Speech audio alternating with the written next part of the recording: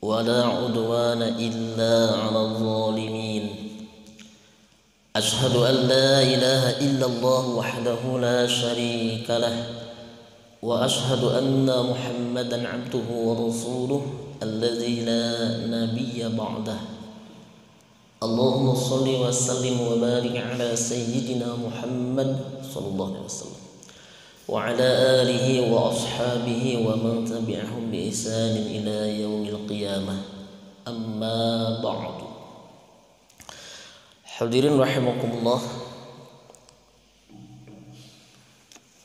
di hari ini Ahad ketiga sekaligus kita memasuki di hari ke-7 di bulan Sya'ban ya kalau tidak salah. Alhamdulillah Allah masih memberikan kepada kita dua nikmat, yaitu nikmat sehat dan nikmat sempat, serta Allah limpahkan pada kita kemauan dan kemampuan bisa hadir salat subuh berjamaah dilanjut dengan ta'lim. Ini merupakan nikmat yang agung yang seyogyanya kita ungkapkan rasa syukur ini dengan ungkapan Alhamdulillahirabbil alamin. Salawat serta salam selamanya kita sampaikan, kita zikirkan, terus Allah limpah curahkan teruntuk habibana wa nabiyana Nabi Muhammad sallallahu alaihi wasallam. Yuk dengan sama-sama kita mengucapkan satu kali salawat, Allah balas dengan 10 kali. Allahumma sholli ala sayyidina Muhammad wa ala ali sayyidina Muhammad. Hadirin jamaah salat subuh rahimakumullah, kita sudah berada di bulan Sya'ban yang menjadi bulan gerbangnya memasuki pintu Ramadan. Bahkan dalam sebuah hadis keterangan disampaikan seringkali banyak dilupakan oleh manusia itu, yaitu bulan antara Rajab dan bulan Ramadan. Itu bulan apa? Sya'ban. Mencak orang mana? Rawah, enak rawahnya. Rajab, rawah, puasa, Syawal, Hafid, Rajab, ya, rawah. Bulan Sya'ban. Padahal bulan Sya'ban itu disinilah kita harus membiasakan perkara, bukan hanya membiasakan, bahkan meningkatkan perkara yang sudah biasa kita lakukan. Kalau sudah biasa, berharap di bulan Ramadan kita menjadi terbiasa. Berharap di bulan Ramadan malah semakin meningkat. Jadi yang qiyamul lailnya seringkali tertinggal, upayakan di bulan Sya'ban. Karena berharap nanti di bulan Ramadan kita tidak merasa berat ketika qiyamul Ramadan. Baca Al-Qur'annya pun demikian, dan amal-amalan yang lainnya. Karena Sya'ban ulama ada yang menyebutkan sebagai bulan untuk menyiram, memupuk amal soleh kita. Hadirin rahimakumullah, hari ini kita melanjutkan pembahasan di kitab Riyadhus Shalihin yang berkaitan dengan hadis-hadis secara tematik, dan kita masih melanjutkan tentang muamalah. Ya, hadis-hadis yang berkenaan dengan muamalah. Oleh karena itu saya sengaja ambil buku hadis yang kecilnya, yang besar juga ada di masjid. Saya ingin sampaikan satu hadis, nanti kita jelaskan. Yang pertama ada pelengkap apa yang sudah kita sampaikan minggu lalu atau bulan lalu. Rawa Asy-Syaikhani an Abi Hurairah radhiyallahu an. Hadis ini diriwayatkan dari Syaikhani, artinya terdapat pada dua kitab sahih, Imam Bukhari dan Imam Muslim. Dan Imam Nawawi mengutipnya dan mencantumkannya dalam bab atau kitabnya susunannya, yaitu kitab Riyadhus Shalihin. Jadi beliau mengambil hadis ini terdapat pada dua kitab sahih, itu Sahih Bukhari dan Sahih Muslim. Qala naha Rasulullah sallallahu alaihi wasallam, bahwa Rasulullah sallallahu alaihi wasallam melarang ya, ayyabi'a hadirun libadin wala tanajashu wala bai'ir rajulu ala bai' akhihi wala yakhtubu ala khitbati akhihi wala tas'alil mar'atu talaqa ukhtiha litaktafiya ma fi ina'iha. Wa fi riwayatin qala Rasulullah sallallahu alaihi wasallam naha an-nadsi wa anit tasriyah. Kita coba terjemahkan dan kita jelaskan nanti bahwa dari hadis ini bersumber telah diriwayatkan oleh Imam Bukhari dan Muslim, meriwayatkan dari Abu Hurairah radhiyallahu an, ia berkata Rasulullah sallallahu alaihi wasallam melarang. Pertama, apa yang dilarang oleh Rasulullah, orang kota menjualkan barang dagangan bagi orang desa atau menjadi maklar bagi orang desa. Ini dikhawatirkan terjadi penzoliman terhadap perkembangan harga yang tidak diketahui oleh masyarakat desa. Khawatir terjadinya ketimpangan yang sangat jauh antara petani masyarakat desa yang mereka sangat bersusah payah menanam, mengurus, memelihara tanamannya, harus menunggu berbulan-bulan. Tidak sedikit kalau kayu itu kan bisa 7 tahun. Kalau yang di kayu yang zaman lama itu bisa 10-11 tahun, yang baru-baru ini albasiyah bisa 5-7 tahun. Mereka bersusah payah untuk menjaga tanamannya, berharap ingin mendapatkan keuntungan dari hasilnya. Tetapi Islam tidak mau ada ketimpangan yang sangat jauh, sehingga masyarakat desa petani itu tidak mengetahui harga yang sebenarnya di kota. Tiba-tiba ada seseorang yang datang menjadi maklar dari kota, membeli barang petani tersebut atau barang orang desa, apapun bentuk barangnya, dan boleh jadi di kota harganya 2 atau 3 kali lipat. Bukan berarti jual beli tidak boleh untung, jual beli silahkan untuk untung. Tapi jangan sampai terjadi ketimpangan yang sangat jauh. Bahkan juga tidak sedikit guru-guru kita dulu pernah menyampaikan, meskipun pada prinsipnya jual beli itu keuntungan tidak bisa dibatasi sebetulnya, karena tergantung hak pembeli. Selama dia ridho membeli dengan harga sekian tidak masalah. Tapi guru-guru kita dulu, termasuk di daerah saya misalkan di pesantren itu, sampai pernah menyampaikan dalam ceramahnya itu, ibu-ibu pedagang, bapak, tolong jangan menjual barang melebihi 2 kali lipat katanya. Jadi kalau beli 10.000 jangan sampailah dijual 22.000 atau sampai segitunya, ya, karena juga mungkin kasihan kepada para pembeli. Meskipun pada prinsipnya jual beli kan ada keuntungan yang boleh kita dapatkan selama tidak ada goror, penipuan, ya, tidak ada penipuan di situ. Itu prinsip jual beli. Jadi tidak ada goror, penipuan, ya, tidak ada kezoliman, dan tidak ada spekulasi. Sehingga mohon maaf teman-teman yang sekarang ramai Bitcoin itu, ya, nah, itu ada fatwa MUI juga, ada pandangan dari para guru-guru kita dari Ahlussunnah wal Jamaah, bahwa rata-rata orang motivasi awalnya kan ingin meraup keuntungan sebesar-besarnya, seperti serakah dan berangan-angan, berhayal. Memang ada, kemarin saya dapat info katanya seseorang yang sampai 800 juta lebih setelah dia mengikuti itu. Tapi itu para ulama ada yang mengatakan juga bagian daripada haram, meskipun ada yang memubahkannya. Makanya kenapa? Karena ada spekulasi di situ, juga ada barang yang tidak jelas siapa penanggung jawabnya, apa lembaganya, pemegang nanti siapa yang, itu kan tidak ada di situ. Kalau terjadi apa-apa kita kemana kan gitu, kan tidak jelas, betul kan?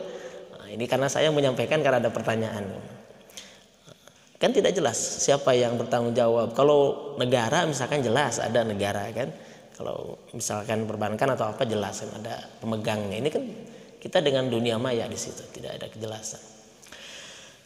Nah, kemudian yang kedua,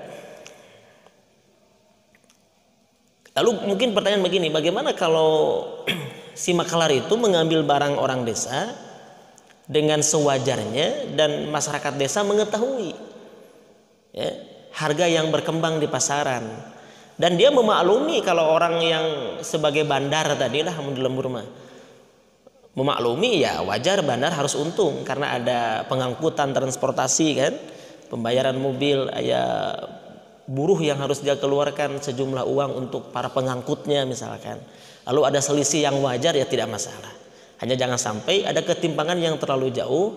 Maksud hadis ini kemudian juga menjadi kezoliman bagi masyarakat desa yang sama sekali tidak memahami dan tidak mengetahui tentang harga yang beredar di pasaran. Ini kadang juga banyak kan datang ke lembur cari-cari barang yang akan dia beli.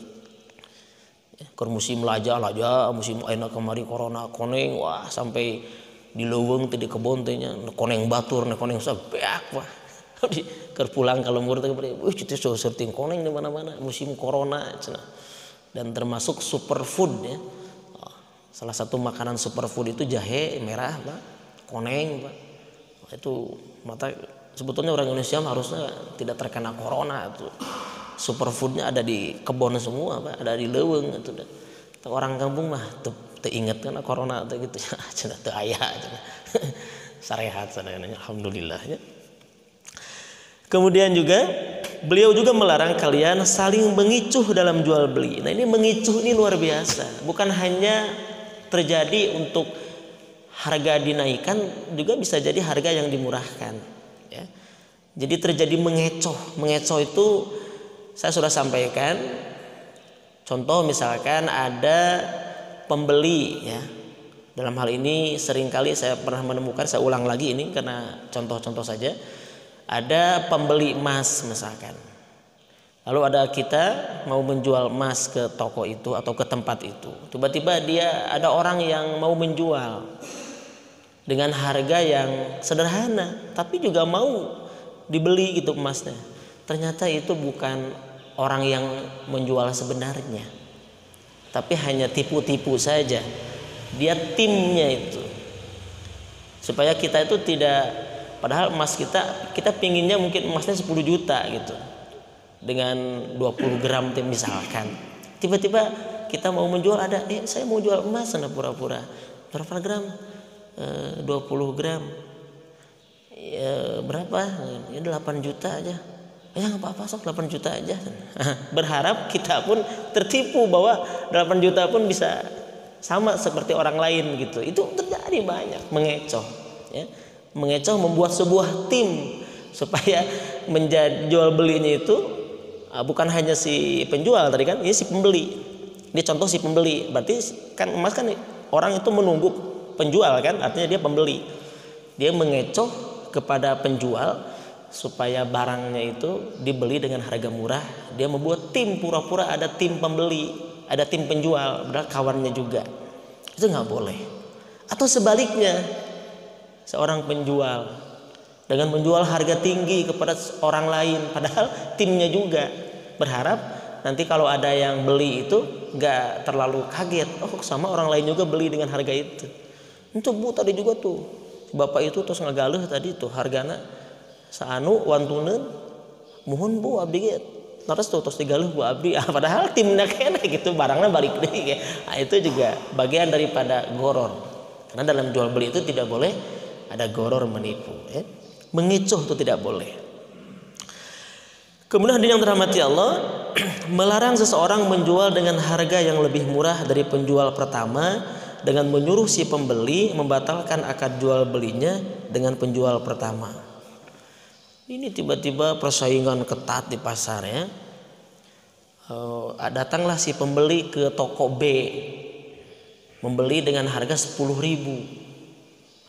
Kata si A, sabaraha ini jual 10, beli pada 8.000. Nah gitunya. Sabaraha kata 10, pada 8. Kumaha tuh? Antos saya uihkeun deui, waktoseun aya cacat barangna. Nah, itu juga tidak boleh. Kata si A itu, beli pada 8.000. Uluh, jadinya 10.000 mahal dinya. Nah, ini sering terjadi di pasar ya. Nah, itu hal yang itu dilarang dalam agama. Karena kita ingin menjatuhkan. Makanya saya katakan di awal bahwa prinsip dalam jual beli dalam Islam itu tidak hanya sekadar meraih keuntungan materi, tetapi ingin keberkahan yang jauh lebih mahal harganya. Ya. jauh lebih mahal harganya dibandingkan dengan sejumlah keuntungan materi. Apa kata si pembeli tadi teh? Wih kedai kasih bayar punten teu cios. Padahal sudah terjadi akad di situ. Kunaon? Itu tetap cocok cenah barangna. Abi tos nelpon namanya usah bohong beli wae si pembeli lagi. Ih orang kali teh alimeun. Nah gitu nya. Teu cocok cenah. Pura-pura disarua si pembeli teh ngomong, "Nu punten cenah. Teu cios." Wihkeun deui we kasih penjual nu si B teh nya. Beli we kasih A. Beda 2.000, Pak. Cuma 2.000 rupiah. Masya Allah. Nah ini sering terjadi di pasar. Ya. Padahal Rasulullah SAW, Islam menginginkan kita itu sebuah kedamaian. Kebayang nggak Pak? Selain barokahnya hilang, ketahuan sama si B. Kira-kira terjadi permusuhan nggak? Nah, itu dampaknya gede banget. Dampaknya besar. Si B tahu bahwa si A telah membuat sebuah manipulasi, membuat pemaksaan dengan menawarkan menjual barang yang lebih murah. Sehingga para pedagang rata-rata kan dia bikin sebuah grup ya atau ikatan. Dia ingin menyamakan harga semua. Harusnya begitu. Jadi tidak ada kedengkian di situ. Di pasar ini grup penjual baju, grup sayuran, semua harganya sama. Nah, itu bagus ya. Harus bikin komunitas kan. Komunitas penjual pakaian. Ulah eleh kuno lain aya komunitas dan lain nu jual nu lainnya kan ini aya komunitas jual-jual barang lain kayaknya. Ini masa kita nggak ada komunitasnya. Di umroh juga sama, ada ampuh, ada himpuri itu kan, himpunan para pengusaha umroh dan haji Indonesia misalkan ada. Mereka membuat standar yang sama ketika hotelnya sama. Yang berbeda nanti dalam pelayanan pembimbingan atau pemberian pelayanan dalam manasik. Atau ditambah lagi ustadznya ada nilai plus nah gitu kan, ini cuma ustadznya halus nah beda gitu.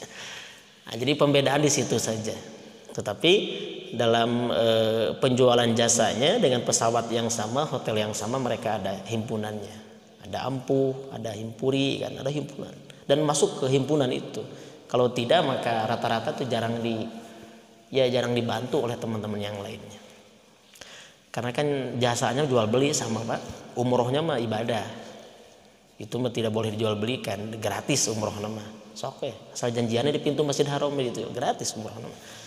Dan yang dijual belikan mah jasa perjalanan umrohnya, pelayanannya. Kemudian dan tidak boleh ya melarang seseorang meminang wanita yang tengah dipinang orang lain juga tidak boleh. Ulah kacidating gitu ya.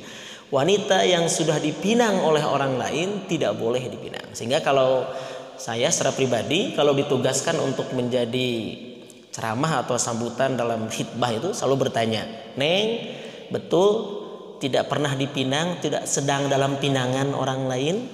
"Henteu, Pak." Cenah. Naros ka bapana, "Bapak leres, Neng teu nuju dipinang." "Henteu." Dipinang. Bahasana dipinang. Kedua, betulkah tidak ada nasab mahram? Oh, tidak. Yang ketiga, harus pastikan tidak dalam, kalau dia janda, betul tidak dalam kondisi masa idah. Nah, kalau dalam masa idah kan tidak boleh dengan pinangan secara jahar, secara jelas, secara bukan kalau dalam masa idah pinangan dengan kiasan boleh. Kan dalam Al-Baqarah begitu kan? La junaha kan gitu kan. Tidak berdosa itu kan boleh. Apa tuh? Min khitbatin nisa'i kan itu au aknantum fi anfusikum atau menyembunyikan dalam hati dalam diri mereka. Artinya hayang nih ka janda ieu tapi masa idah kena itu ditahan heula. Tapi aya katingali geus beda rada beda-beda teh Kang Edi misalkan beda tina sikap tapi belum ada diungkapkan meminang itu boleh. Menyembunyikan ya. Yang tidak boleh itu secara jelas terang-terangan. Jadi tidak boleh meminang wanita yang tengah dipinang orang lain. Dan melarang seorang istri meminta suaminya agar menceraikan madunya dengan maksud supaya bisa mendapatkan nafkah lebih banyak. Dan tidak boleh Pak itu minta cerai istri kedua atau istri pertama, atau istri pertama minta diceraikan karena suaminya menikah lagi, itu nggak boleh sebetulnya. Selama istri pertama itu dipenuhi hak dan kewajibannya. Tapi kan tidak adil. Adil itu sangat subjektif, Pak. Ya. Keadilan itu tidak bisa keadilan bersifatnya perasaan, nggak mungkin. Dalam Al-Quran kan dikatakan begitu. Karena tidak mungkin merasa adil secara perasaan, maka paling tidak jangan terlalu condong kepada salah satunya. Jadi adil itu minimal, yang disebut adil itu adalah dalam pembagian kilir, dalam pembagian nafkah itu adil. Tapi dalam perasaan ya Siti Aisyah saja juga ada 5 hadis yang menjelaskan kisah Siti Aisyah radhiyallahu anha, terutama cemburu kepada Zainab, karena Zainab itu diantara istri Rasulullah yang cantik juga. Bahkan Aisyah juga cemburu kepada Khadijah padahal sudah wafat, ya. Itu rasa itu tidak bisa kita samakan, rasa perasaan itu.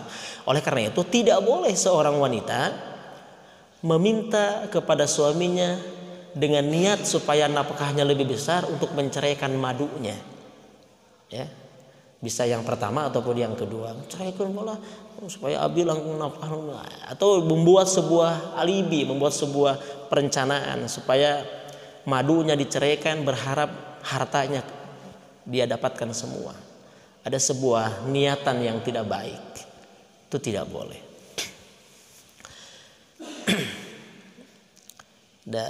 Tidak mau dimadu, diracun mau. Kemudian juga kalau tidak bisa minta izin ya minta maaf gitu. Hadirin yang dirahmati Allah, dalam riwayat lain disebutkan bahwa Abu Hurairah radhiyallahu anhu berkata, Rasulullah SAW melarang seseorang mencegat barang dagangan yang hendak dibawa ke pasar. Ini penjelasan yang tadi. Orang kota menjualkan barang dagangan menjadi makelar bagi orang desa. Jadi candugi ke pasar dicegat di tengah jalan. Kan orang desa tak hafal harga sebenarnya di pasar. Ini masih menjelaskan yang tadi. Ada kekhawatiran terjadi ketimpangan yang sangat jauh. Terjadi di situ kezoliman yang luar biasa kepada masyarakat desa, ya. Jadi makelar orang kota ya sewajarnya, dan ada sesuatu yang diketahui lah oleh masyarakat desa. Jangan sampai menzolimi mereka yang luar biasa susah payah. Nunggu panen saja kan bisa bertahun-tahun. Padi paling cepat kan 3 bulan. Ngurusnya luar biasa, Pak. Wah, mati-matian kan. Pagi kalau lagi halodo. Kemudian hadirin yang dirahmati Allah,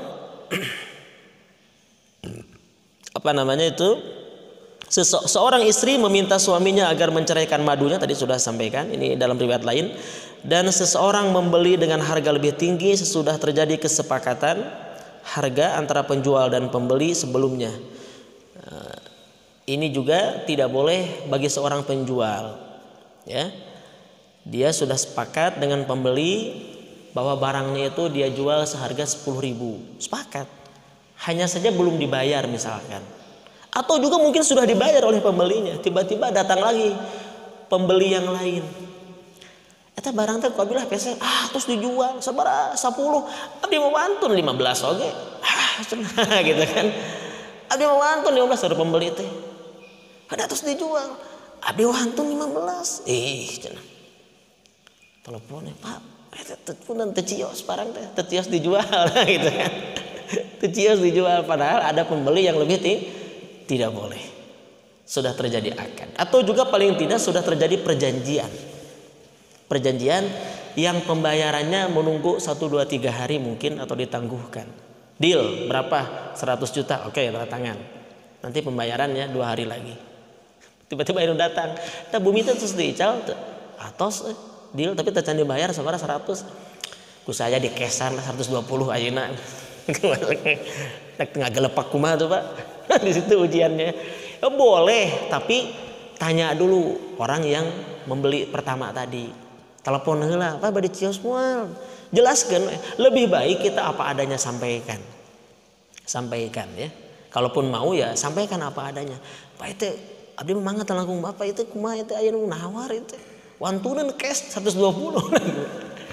Ya kalaupun dia paling tidak kan ada sedikit kecewa, marah, atau juga mungkin dia juga berani untuk menaikkan harganya. Apakah boleh kalau begitu kita sampaikan apa adanya? Maka di situ kita kembali kepada sikap masing-masing. Namun ketika si pembeli pertama itu memegang kaidah yang pertama, kesepakatan tadi yang sudah tanda tangan, kita sebagai penjual nggak bisa apa-apa. Karena kesepakatan itu harus dipegang. Ya, ada kesepakatan kan di awal kan, nah, itu nggak bisa apa-apa. Kecuali dia sudah membatalkan si penjual, si pembeli yang pertama, mohon abida kumahanya ya artosna tan jelas, tepuguh, manggawe atau bade diical mah, doakeun mugi abi kenging nu langkung sae, tah itu langkung sae gitunya, kata si pembeli teh, mohon atunya sok didoakeun mugi sing artosna lancar, kenging nu langkung pas menurut Allah, wah itu mah langkung hebatnya. Jadi lebih baik ada kejujuran di situ disampaikan. Ulah tepugu-pugu sepihak dibatalkan, ditanya naon alasan teh yang apal pokoknya batalkan. Padahal ada yang membeli lebih mahal. Itu akan terjadinya timbul permusuhan. Lebih baik kita sampaikan saja dan kita berharap si pembeli awal juga meskipun sudah deal tapi belum bayar uang sejumlah uang, dia pun ridho. Ya, dia pun nerima. Dan di situ ada saling mendoakan. Alangkah indahnya kalau demikian kan, ada saling mendoakan antara si pembeli yang pertama dengan penjual itu. Lalu datanglah pembeli kedua, kan itu lebih enak. Hadirin rahmati Allah, ini juga hadis-hadisnya hampir sama. Rawas Syaikhaini an Ibnu Umar radhiyallahu anhu anna Rasulullah sallallahu alaihi wasallam qala la bai'i ba'dukum ala bai'i ba'din wa la yakhtubu ala hitbati akhi illa ayyazana lahu. Nah, ini ada hadis yang kedua, ini ada kalimah illa ayyazana lahu. Kecuali ada izin dari orang-orang yang pertama. Contoh, pada prinsipnya haram, dilarang melamar, meminang wanita yang dalam pinangan atau sudah dipinang oleh orang lain.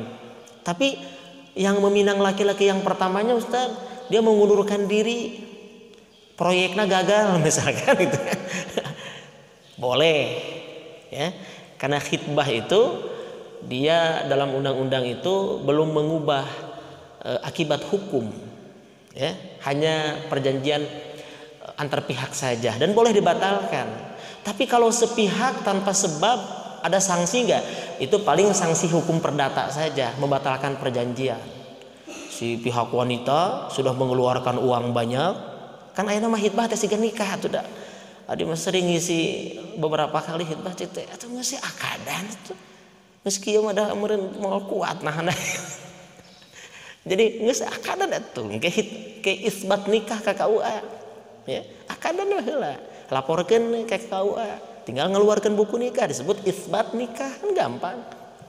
Yo tuh do. Ya kan wet tenan naon sih abdi mah sanes ngaula-ula ada lain artos abdi teh mah gitunya. Hitbah saya belasan juta. Wah, di area rame.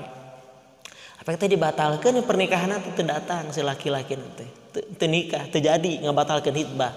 Boleh gak menuntut? Kalau sudah ada perjanjian di situ, ini kembali ke hukumnya hukum perdata di situ. Ada pembatalan perjanjian, boleh dia minta ganti rugi kan. Ceritanya sok dibatalkan.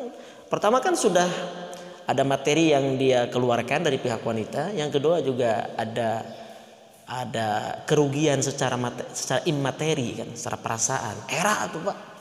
Oh, itu nama baik Pak. Orang teh cenah di dia teh ketua DKM dan gitunya misalnya gitu ya. Nah, era ada dipermalukan itu boleh. Tapi ke hukum perdata. Khitbah ya, melamar atau meminang.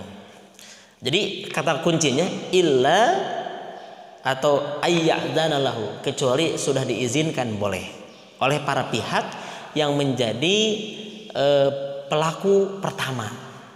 Jadi para pihak pelaku pertama. Hari lamun izin ke mantan suami, itu tidak ada itu. Izin ke mantan suami tidak ada itu makanya. Ya, itu sudah tidak ada hubungan apa-apa, tidak ada izin itu. Kalau itu hanya basa-basi saja. Kemudian yang dirahmati Allah, hadirin rahimakumullah, hadis berikutnya, qala al-mu'minu akhul mu'min fala yahillu lil mu'minin ayyabta'a ala bayakhi wa la yakhtubu ala khitbatihi hatta yadar. Hadis yang ketiga ini luar biasa.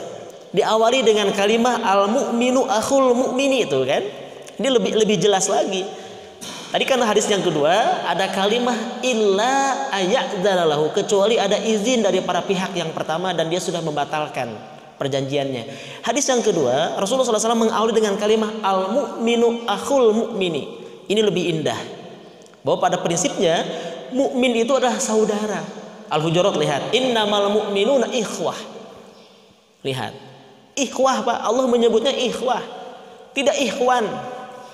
Beda-beda. Dalam Al-Quran itu penggunaan kata ikhwah atau akhwah, akhun ya, itu lebih banyak penggunaannya digunakan dalam hubungan nasab.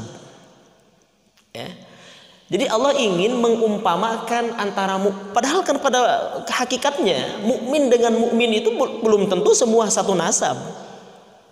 Satu keturunan kan tidak mungkin. Saya dengan orang Kongo misalkan, orang Nigeria atau orang luar negeri atau kita saja satu permata biru kan beda-beda. Ciamis, Banjar, Tasik, Garut, Subang sudah berkembang tentunya.